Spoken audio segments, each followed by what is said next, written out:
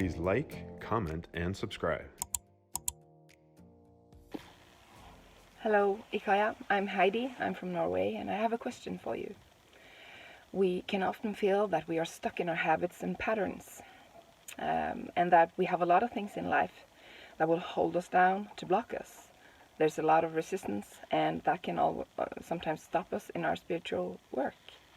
So my question is, how can we get out of that sense of being stuck and into that place of free expression?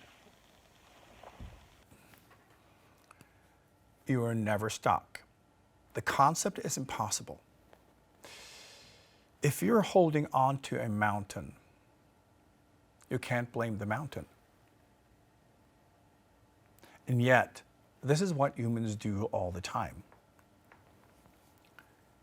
If you accept the premise that you are the creator, everything you experience is a reflection of you in your state of consciousness.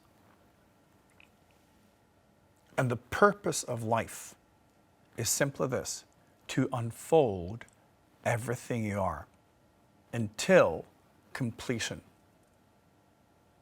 There is nothing in life that will block you, nothing that will stop you, nothing that will hold you back. You are holding back because of your own resistance.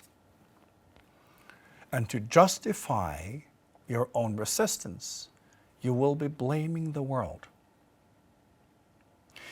Why do we do this?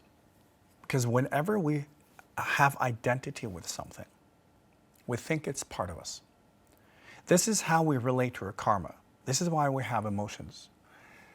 So, if you think of the whole journey as a long journey of peeling away what you are not, and at the same time discovering what you are and letting that unfold, it means that when we start the journey, if you think in a linear way as a model, you start out with a lot of stories because you're wearing a lot of clothes, you know? Think of each layer as a uniform. If you're wearing 100 uniforms at once, you will have a lot of stories about who you are. You're a policeman and a fireman and a nurse and a baker and, you know, all of it.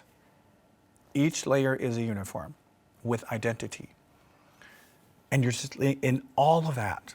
Therefore, you have no sense of what you truly are.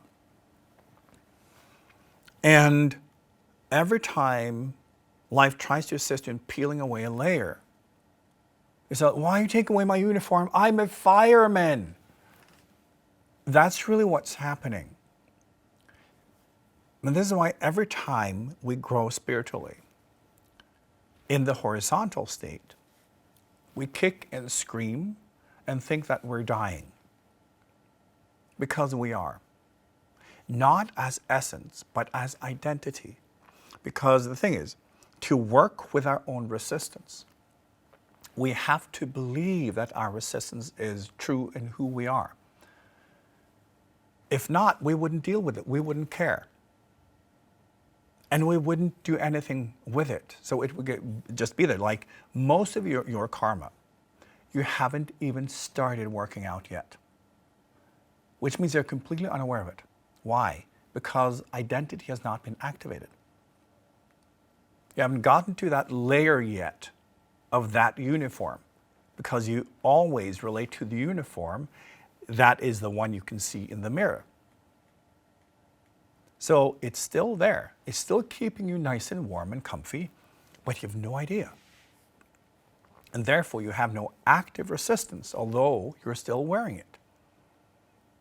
So, to understand your own resistance so that you can peel it away, you need to identify with it. And that's why. So whenever you peel away anything, it feels like a part of you is being cut off and life is trying to punish you or steal something from you. It's happening to you.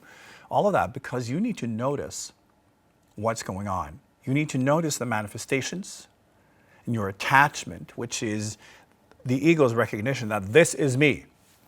It becomes part of your body, part of your ego's body, so that you notice what is happening with your manifestations and that you take it personally. This is how we learn. This is how we grow. So we need that identity until we don't. So we're never stuck. We hold on because we want to, and it's identity driven. So I often talk about how to de-identify, how to pull away from identity and to play around with it. Because this is also how we can soften our attachment to our positions. Now remember, in the low level of consciousness, you don't even understand that you have karma, that resistance. So you need identity in order to say, this is me. So you go to war with the world, which is yourself. You go to war with your own mirror image. Because you see the opponent in a similar uniform, and you therefore think, aha, I'm going to fight you to the death. And it's yourself. And you will be doing this until you're both dead. And then you give up. And then you learn and you adapt. So, the more efficient way, of course, is to let go of identity, because then you can look at yourself from the outside saying, oh, this is where I'm at.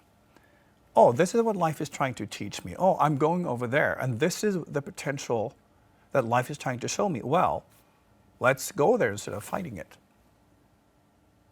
And you see, maybe that where life is showing you, you need a different uniform. Oh, you're already wearing it underneath, the outer layer, so you will just take that off and you will go into that space where you need that uniform in order to interact. So you will peel voluntarily.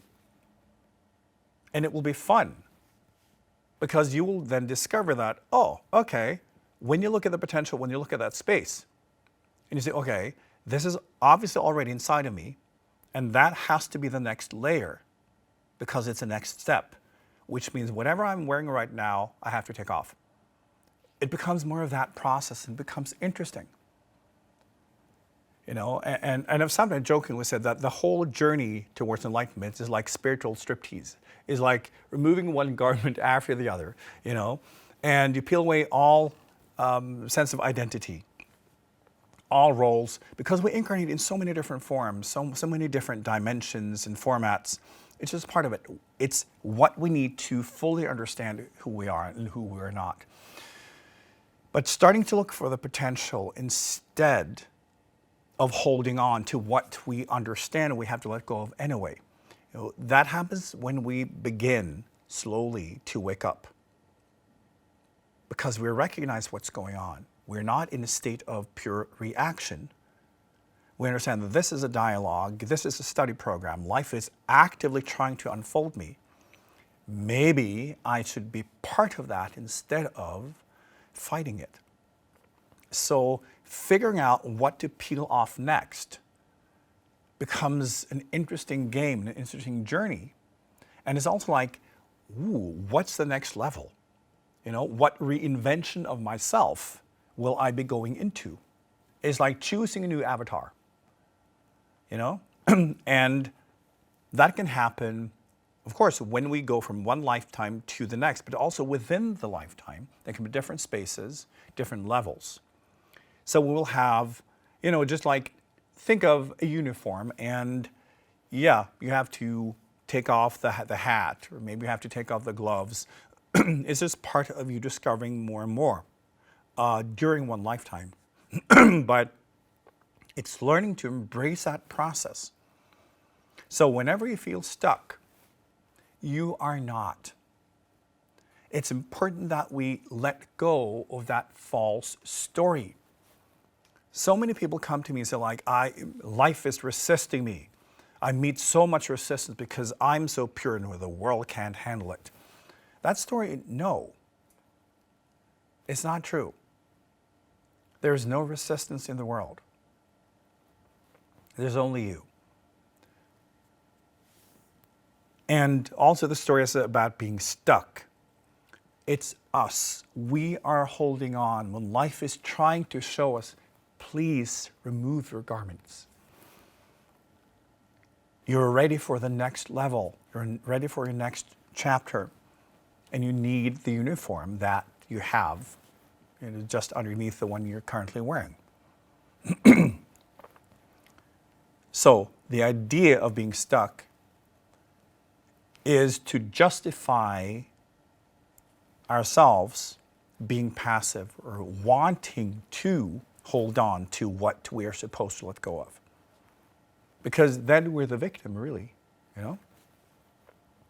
And that's why, whenever you say that you're stuck, you're playing the victim card. Because it would be a whole different story if you said, I'm holding on to this for dear life, and I refuse to let go, so there. That's not such a nice story. So we choose always, as I said, the stories where we are being portrayed as the hero/victim. That's the point of all stories we make up, so we can live with ourselves.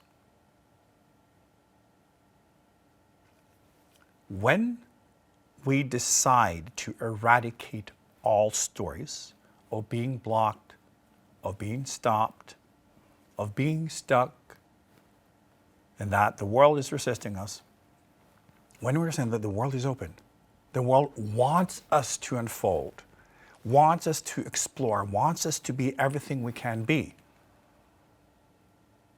And when we make that decision that I will let go of anything stopping me, and recognizing that when I get the feeling of being stuck, it means I have to let go. There is something I am holding on to, and life is trying to pull me further. That's the help I'm getting. Life is pulling me in the right direction. I'm resisting. I have to let go. I have to identify exactly what I'm holding on to because I can feel I'm being stretched. But it means life is already pulling you in the right direction. Then all we need to do is figuring out what am I holding on to and then let go. We have to take that responsibility. So in your own practices, try to build this in. Try to reflect and try to think about this and get to the conclusion that it's all you. And I said, whenever you feel stuck in any way, whenever you meet resistance, understand life is pulling you in the right direction. I'm holding myself back. Try to look for where you are holding on and then let go. And when you do, you will see that life is welcoming you with open arms. And you will start realizing for real that life is cheering you on. Life is your greatest fan. And all life wants is for you to reach your complete potential in full awareness.